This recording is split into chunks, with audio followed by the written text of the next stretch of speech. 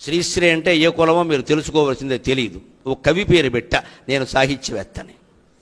అది కూడా సంక్షిప్తనామం. ఆయన పేరు శ్రీరంగం శ్రీనివాసరావు. కానీ నా పెద్ద కొడుకు నేను శ్రీశ్రీ మీద నాకు ఆ కవిత్వం అంటే ఇష్టం.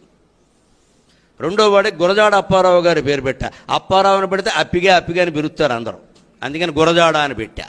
నేను కులవాచకం వచ్చే పేరు పెట్టలా. యువతరానికి నమస్కారం పెట్టి కోరుతున్నా, మీ పేర్ల వెనకాల ఉండే కులవాచకాలు తొలగించుకుని పేరు మార్చుకోండి. దేశం బాగుంటుంది, దేశం బాగుంటుంది, దేశం బాగుంటుంది. చాలా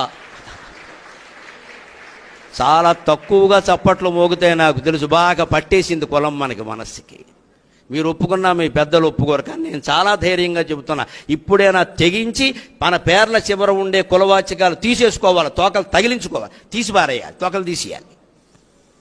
ఇదివరకు మొగాళ్ళకు ఉండేవి తోకలు, ఇప్పుడు ఆడాళ్ళు కూడా కొత్తగా నేర్చుకున్నారు. ఈ దరిద్ర పదాలు పోనంత వరకు దేశం బాగుపడదండి.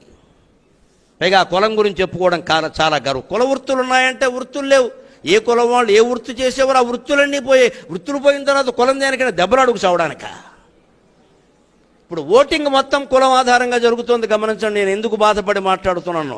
నాకు ఓ కులం ఉందమ్మా, నాకు అభిమానం ఉండొచ్చు, కానీ దానివల్ల మనం బాగుపడం. నేను తొలగించుకోవలసిందే, మీరు తొలగించుకోవలసిందే. ఓటింగ్ ఏ రాష్ట్రంలో ఎక్కడ జరిగినా టికెట్ ఎవరికి ఇస్తున్నారో గమనించండి. ఏ కులం వాళ్ళే